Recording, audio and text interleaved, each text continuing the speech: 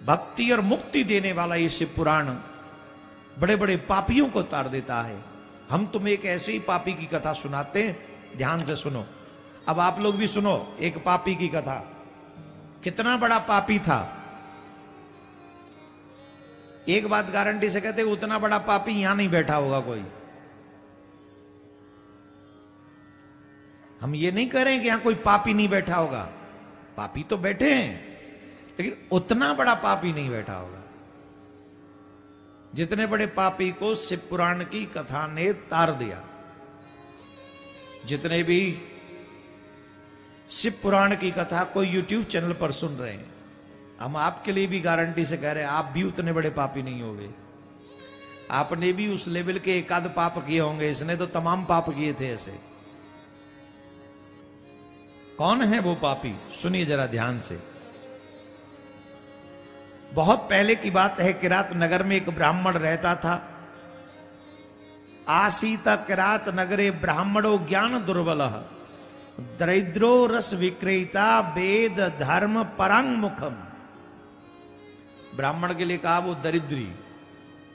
पहले की बात है, किरात नगर में एक ब्राह्मण रहता था, अज्ञानी था, दरिद्र था, रस बेचने वाला था, वेद धर्म से विमुख था। ब्राह्मण सिर्फ नाम का ब्राह्मण था, आचरण से कोई गुण नहीं थे उसके, ऐसे सिर्फ नाम का ब्राह्मण था। वो अपने संध्या आदि वर्गों से जो उसके कर्म थे उससे वो भ्रष्ट हो चुका था, ऐसा काम नहीं करता था वो। जो ब्राह्मण के कर्म है वो नहीं करता था। उसका नाम था देवराज। नाम अच्छा था, काम अच्छे नहीं थे। नाम था उसका देवराज। क्या नाम था? देवराज नाम था उसका। उसका एक ही काम था, जैसे आजकल कलयुगी लोगों का काम है। क्या काम था जानते हो? जो उस पर विश्वास करता था उसी को लूट लेता था वो, उसी को ठगता था। आपको आज के युग में ऐसे तमाम लोग मिल जाएंगे जिनके साथ आप बैठकर विश्वास के साथ काम करोगे, मौका मिलने पर वही आपको ठग के निकल जाएगा। इतनी लंबी लंबी छोड़ेंगे। पहले तो ऐसे समझो जैसे कि देवराज इंद्र के बाद इन्हीं का वर्चस्व है, और बाद में पता चलता है तो पूरे फापानंद।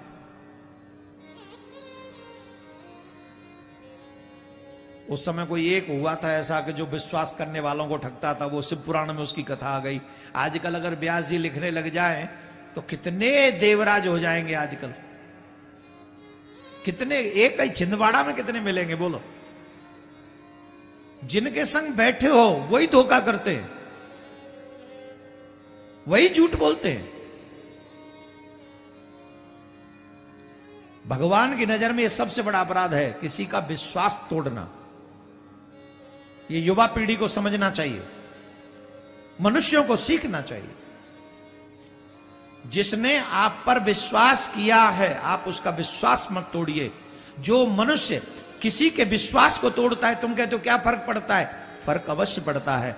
उस मनुष्य को पुराणों के अनुसार जो दूसरों के विश्वास को तोड़ता है उसे नरक में जाना पड़ता है,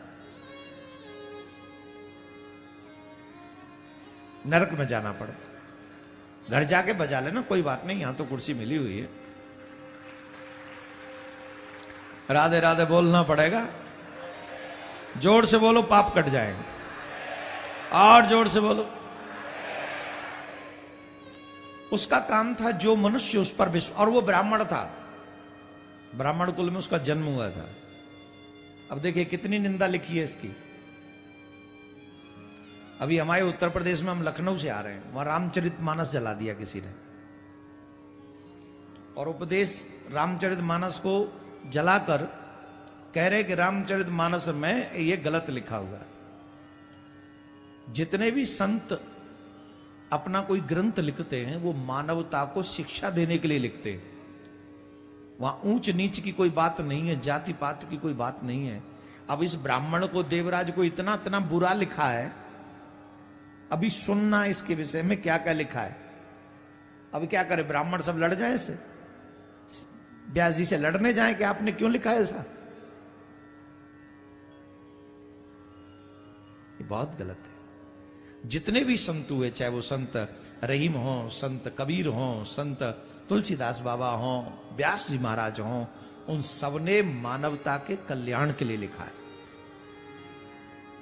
हम सब सनातनियों को एक रहकर अपने धर्म को आगे बढ़ाना चाहिए, अपने सनातन को गिराने का प्रयास नहीं करना चाहिए।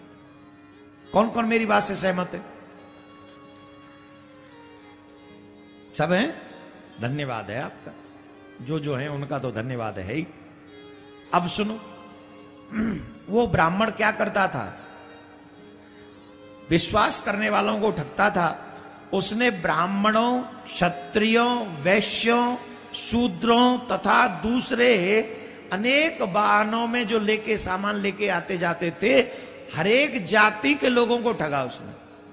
पहले उनकी हेल्प करता, उन्हें पानी पिलाता, बात करता, आओ जी, बैठो जी, अरे हाँ बड़ी दूर से आए हो, थक गए होगे जी, विश्वास में लेता और फिर उनको ठग लेता, उनके सामान को छीन लेता और न देते तो मार भी देता। यह काम करने लगा था। वो कौन था? ब्राह्मण जाति में जन्म हुआ था उसका, ऐसा हो गया था। बहुत सारा धन उसने ठगी कर करके लूट लिया था लोगों से और इकट्ठा कर लिया था। लेकिन एक दुर्भाग्य यह भी था कि उसका 1 रुपया भी अच्छे काम में नहीं लगता था। 1 रुपया भी। कई लोग कहते हैं हम अच्छे काम में पैसा नहीं लगाते। लगाते इसलिए नहीं हो क्योंकि पाप की कमाई है। पाप की कमाई अच्छी जगह कभी लग नहीं सकती। जो मेहनत की कमाई और अच्छी कमाई होती है वही धर्म के काम में लग सकती है। पाप की कमाई कभी नहीं लग सकती।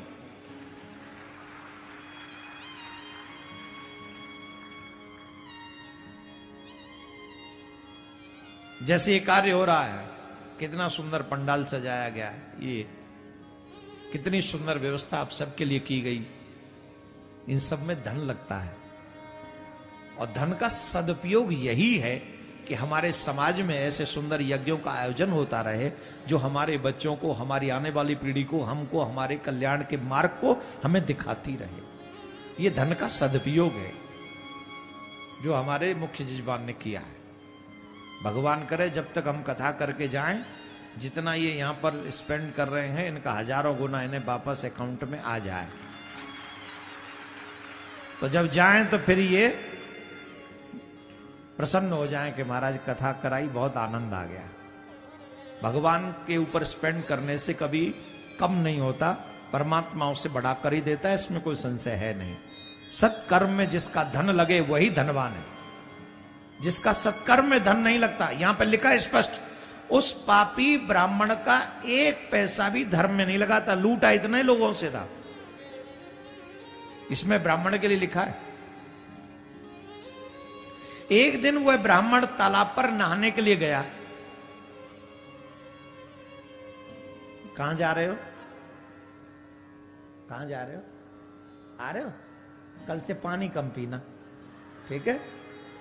हाँ, अब उठ के जाओगे तो कथा उतनी देर की तो छूट ही जाएगी। 2 चीजों पे कंट्रोल करना चाहिए कथा में बैठने से पहले, एक तो जल सेवन में और एक भोजन करने में। ये कथावाचक लोग बड़े संयमी होते हैं, 3-4 घंटे कहीं नहीं जाते। रीजन, ये उस तरीके से प्रिपरेशन करके आते हैं। जल नहीं पीना है, अन्न ज्यादा नहीं खाना है। क्यों?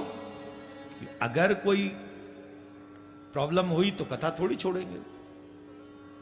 जितना नियम कथाकार के लिए उतना ही नियम श्रोता के लिए। उसे भी कथा नहीं छोड़नी चाहिए। एक बार जो कथा में बैठ गया उसे ये प्रण संकल्प करना चाहिए कि नहीं, अब उठना नहीं है बीच में से। पानी तब तक मत पियो जब तक कंठ न सूख जाए, और 3 घंटे में नहीं सूखेगा, मैं गारंटी से कह रहा हूं। कई लोग तो तामलोट ले लेके बैठते हैं, पूरी बोतल लेके चलते हैं घर से, क्या पता वहां खत्म हो गई तो। और कई लोग तो वो टैंकर वैंकर भरे रहते, बच्चों को भेजते हैं, जा भल्ला जा भल्ला। 3 घंटे पानी नहीं पियोगे क्या हो जाएगा? अच्छा, घर से भी इतने मत पी के आओगे 3 घंटे बैठो ही ना पाओ फिर। ये सभी के लिए है। कथा छूटने का साधन है ये जल अधिक ग्रहण करना। तो इसलिए हम तो वो बता रहे हैं जिससे आपको कथा आपकी न छूटे। बहुत ध्यान से। एक दिन वो पापी तालाब पर स्नान करने के लिए गया और जब वो पापी तालाब पर स्नान करने के लिए गया तो वहां शोभावती नाम की एक वैश्या तालाब के कोने पे खड़ी थी, वहीं तालाब पे खड़ी थी। उसका नाम था शोभावती, और वो वैश्या थी और बहुत सुंदर थी, सुंदर थी। उस वैश्या को देखकर वह पापी जो था वो मोहित हो गया उसकी तरफ। अब देखो, पैसा गलत ढंग से कमाया तो गलत जगह जाएगा कि नहीं जाएगा? बोलो, गलत ढंग से कमाया है, कहां से लूटपाट करके कमाया है, तो अब ये मंदिर बनवाने में तो लगेगा नहीं, गौशाला तो बनवाएगा नहीं, अब कहां जाएगा? या तो जुआ में जाएगा, या मांस भक्षण में जाएगा, या फिर मूवी थिएटरों में स्पेंड होगा, या फिर वेश्याओं पे खर्च होगा। यही इसका तरीका है खर्चा होने का। रहेगा तुम्हारे पास नहीं, गलत पैसा गलत जगह ले जाएगा, अच्छा पैसा अच्छी जगह ले जाएगा, इसमें कोई संशय नहीं है। जैसा बीज होगा वैसा फल होगा।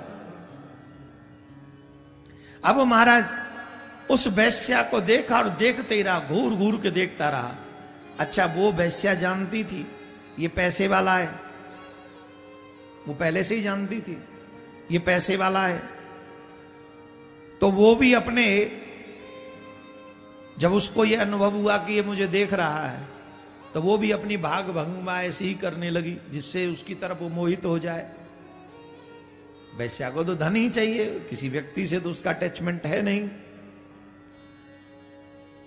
अत्यंत मोहित हो गया हुआ सुंदरी उस धनी ब्राह्मण को अपने वशीभूत हुआ जानकर प्रसन्न हुई और आपस में वार्तालाप से उसमें प्रीति उत्पन्न हो गई, और उस ब्राह्मण ने वैश्या को पत्नी बना लिया, उसे अपनी पत्नी बना लिया, उसे वैश्या पति बनाकर स्वीकार कर लिया। और काम बस वे दोनों, जबकि वो पहले से ही ब्याहे ठहरे थे, पहले एक पत्नी थी, पत्नी बना लिया मीन्स अपने साथ में रख लिया, उसके साथ रहने लगा, उसी के साथ बैठने लगा, सोने लगा, खाने पीने लगा, कीड़ा में दोनों मस्त रहने लगे। वह माता पिता पत्नी से बार बार, वो उसके माता जी पिताजी कहते थे, अरे दुष्ट ऐसा मत कर, क्यों हमारा नाम डुबा रहा है, क्यों हमारा नाम डुबा रहा है।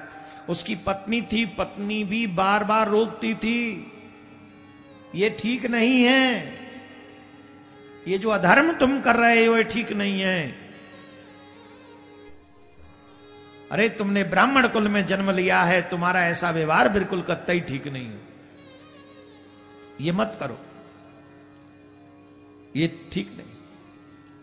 पत्नी के बार बार मना करने पर, मां बाप के बार बार मना करने पर वो बड़ा उसे बुरा लगता था। कामी व्यक्ति को तुम अच्छी उपदेश दो, कभी नहीं अच्छा लगेगा उसे। आजकल के बच्चे जब वो प्रेम प्रेम के चक्कर में पड़ते हैं, मम्मी पापा कहते बेटा ये ठीक नहीं है, अपमान होगा, पूरे शहर में नाम डूब जाएगा, खराब हो जाएगा। बच्चे सुनते? जवाब दो, क्यों नहीं सुनते? वो कहते हम तो प्रेम है। प्रेम नहीं है, काम वासना है। 14 फरवरी को देखना, गुलाब का फूल महंगा हो रहा है। क्या हो रहा है? जोर से बोलो। हैं? एक फूल मत लेना। किस किस ने सुना है वो वीडियो जो मैंने 5 फूल की बात कही है? सुना है? 14 फरवरी को 5 गुलाब के फूल लेना, एक नहीं। एक लोगे तो अन्याय करोगे अपने साथ। एक फूल सबसे बड़ी भूल। 14 फरवरी को जो देंगे लेंगे एक फूल, वो करेंगे जीवन की सबसे बड़ी भूल। 5 फूल, 5 गुलाब के फूल लेना। पहला फूल उस मां के चरणों में अर्पण करना जिसने तुम्हें 9 महीने अपनी कोख में रखा।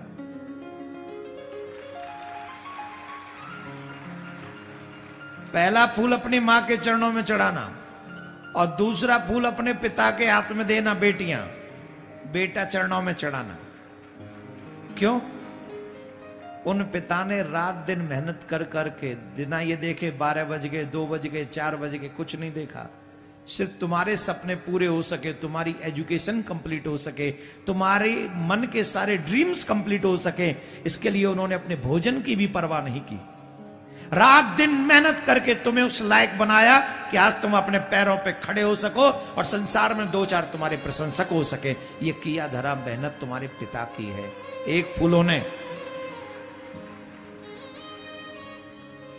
एक फूल सर्वेश्वरी राधा रानी को और एक फूल हमारे प्यारे से श्याम सुंदर कृष्ण को, प्रियाकांत सरकार को। रीजन, अगर वो कृपा नहीं करते तो मैं मनुष्य जीवन ही नहीं मिलता बोलो, उनकी कृपा से ही ना मिला है। कितने फूल हो गए जोर से? 5वां फूल उन गुरुदेव भगवान को जिन्होंने एक फूल देने से तुम्हें मना किया कि वो एक फूल मत देना, या आपके जो गुरुदेव हों जिनसे आपने दीक्षा ले रखी हो, उन गुरुदेव भगवान को जाके जिन्होंने तुम्हें सही राह दिखाई है। तो 5 फूल खर्च करना, एक नहीं। ठीक, समझ में आ गए?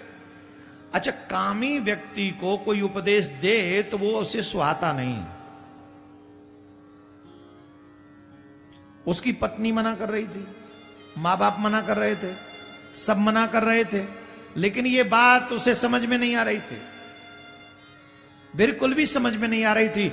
और एक दिन सोते हुए मां बाप को मार दिया उसने। किसी ने अपनी मां को मारा होगा, किसी ने अपने पिता को मारा होगा, किसी ने अपनी पत्नी को मारा होगा, इसने तीनों को एक साथ मार दिया। माता, पिता और अपनी मां को मार दिया। किसके चक्कर में? उस वेश्या के चक्कर में। उस वेश्या को नहीं छोड़ना है, शोभावती को नहीं छोड़ना है। इस चक्कर में इस दुष्ट ने अपने माता पिता का मर्डर कर दिया, सोते हुए को मार दिया। सोए हुए माता पिता और पत्नी को मार डाला उसने, और उनके पास जो भी धन था, आभूषण थे, वो उठाए और वेश्या के पास जाके रखाया, उसी को दे दिया। ले अब हम और तुम निर्भय होकर एक साथ रहेंगे, नहीं अपने इकट्ठे रहेंगे हम और आप। ऐसा करने लगा। और तो और महाराज उस वेश्या के साथ ही भोजन करने लगा, उसकी झूठन खाने लगा। मेरा एक आग्रह है आप सभी से, आप भोजन व्यवस्था में पवित्रता रखिए। पति को कभी भी पत्नी का झूठा नहीं खाना चाहिए। पति को कभी भी पत्नी का झूठा नहीं खाना चाहिए। और आजकल के युवा बच्चों को कह दो तो वो तो कहेंगे पंडित जी पागल है वो। हमने तो सुना था झूठा खाने से प्रेम बढ़ता है, पंडित जी चाहते नहीं हमारा प्रेम बढ़े। कौन से पुराण में लिखी है कि पत्नी का झूठा या पति का झूठा खाने से प्रेम बढ़ता है? हम बताते हैं, पिता को अपनी कुंवारी बेटी के साथ भोजन करना चाहिए, उससे पिता की आयु बढ़ती।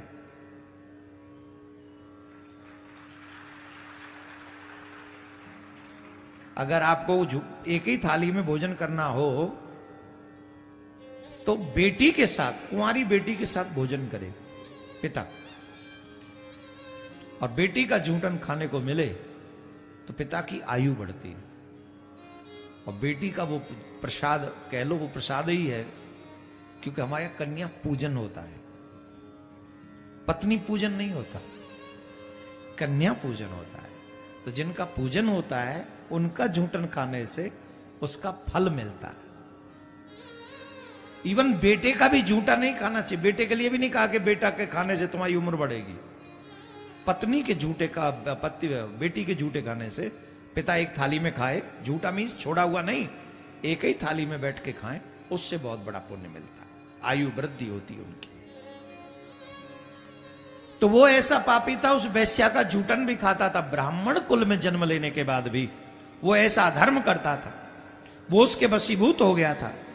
वह पापी भक्षण करने लगा था, मद्यपान करने लगा, और वह नीच ब्राह्मण, देखो कौन सा शब्द लिखा है, हैं? नीच ब्राह्मण। किसने लिखा है? व्यास जी ने। किसके लिए लिखा? और हमारे यूपी में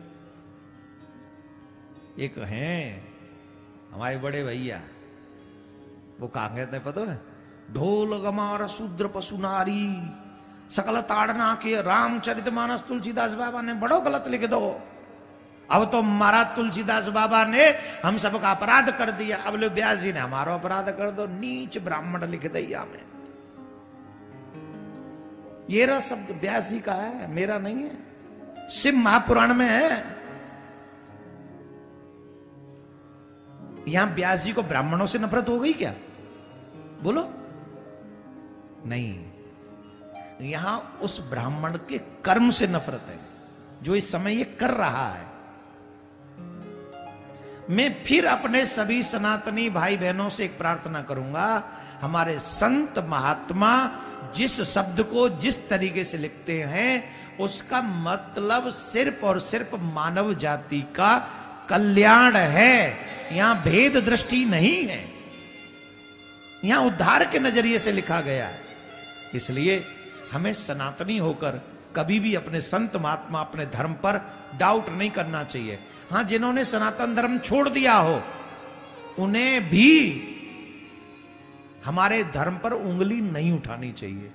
उन्हें भी ये बात याद रखना चाहिए कि आप भारत में ही हो और भारत में सनातनियों की संख्या, राम को मानने वालों की संख्या, रामचरितमानस को मानने वालों की संख्या बहुत ज्यादा है। बजाय किसी का अपमान करने के सम्मान कीजिए।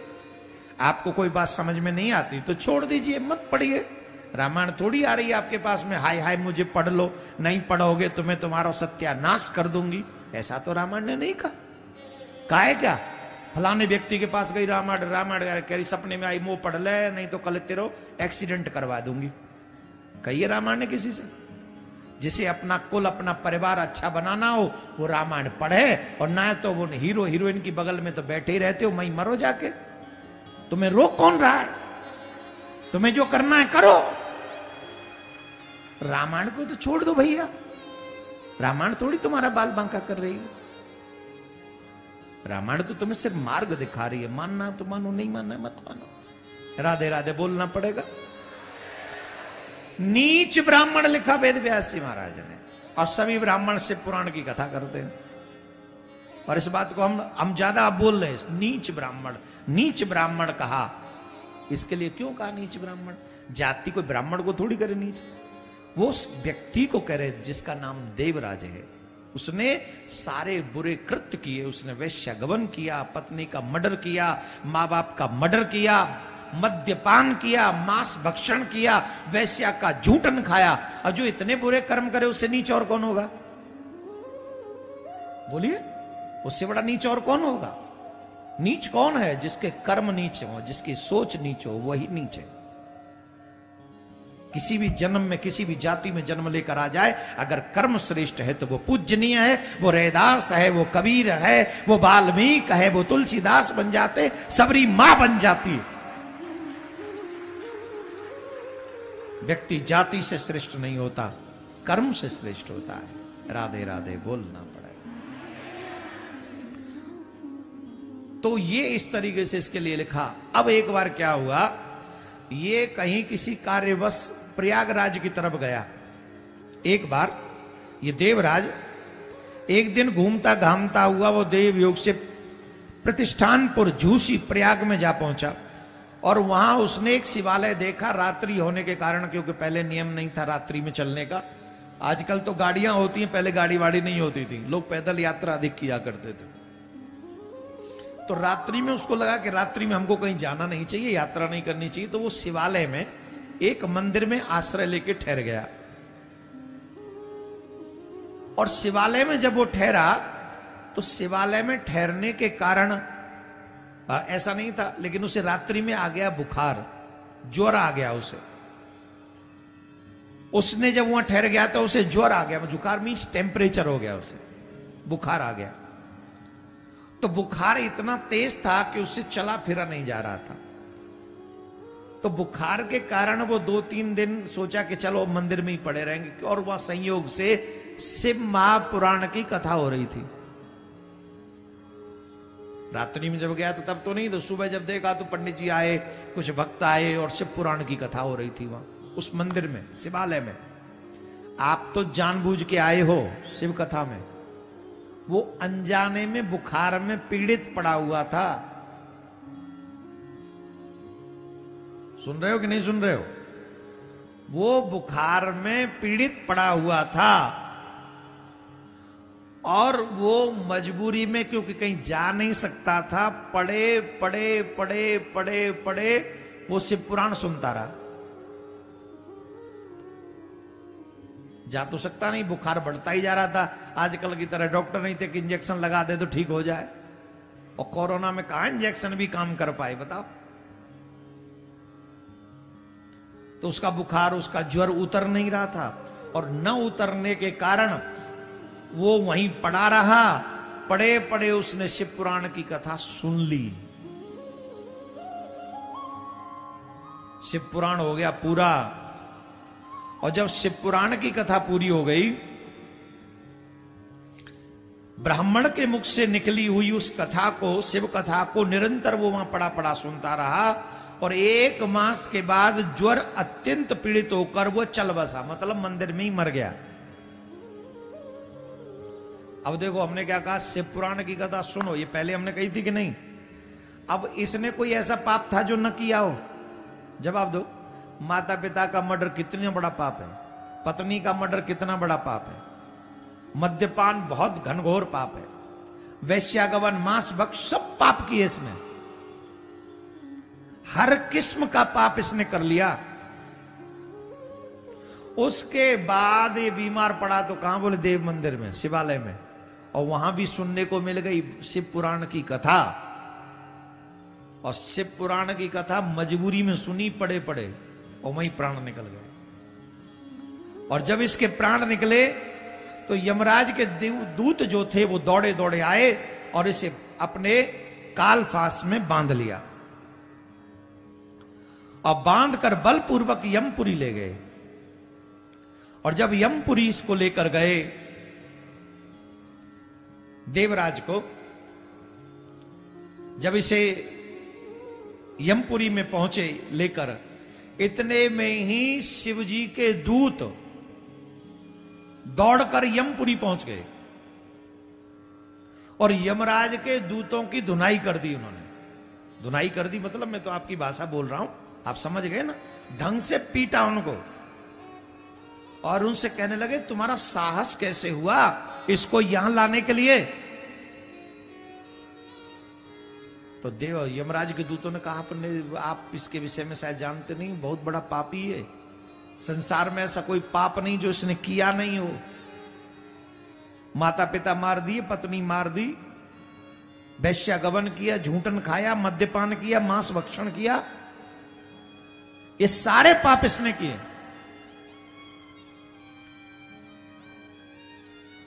उसके बाद शिव भगवान के भक्त कहते इसने शिव पुराण की कथा सुनी, तुमने देखा? बोले ये तो अभी अभी की घटना है। बोले हाँ, तो इसका फल क्या होता है? तुम्हारा साहस कैसे हुआ? यमपुरी में कोलाहल हो गया कि यमपुरी में आके कौन पीट रहा है।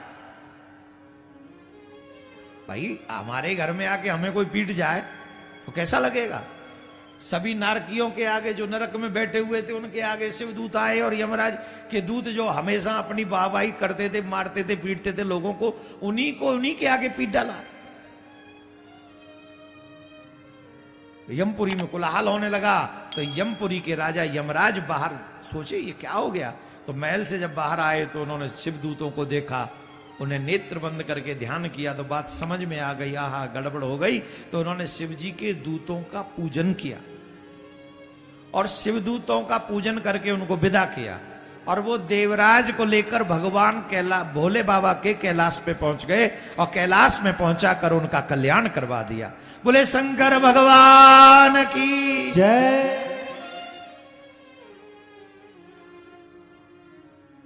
यमराज से पूजित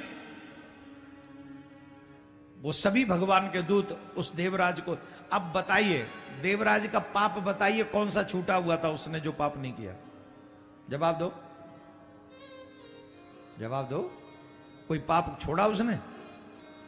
भयानक पाप है मां बाप की हत्या, वो भी किया। मद्यपान करना, मांस भक्षण करना, सारे पाप किए। पत्नी का वध किया, इतना बड़ा पाप किया। इसके बाद भी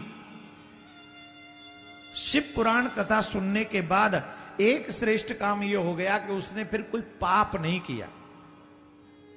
उसी बीमारी में उसके प्राण निकल गए।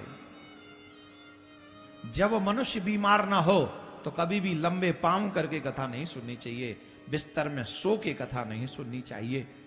कई लोग बीमारी नहीं है फिर भी, अब कोई बीमार है उसके लिए श्रवण हो रहा है, वो एक अच्छी बात है। बिस्तर में पड़े पड़े कभी कथा नहीं सुननी चाहिए। लिखा है जो बिस्तर में पड़े पड़े कथा सुनते उन्हें अगले जन्म में सांप बनना पड़ता है।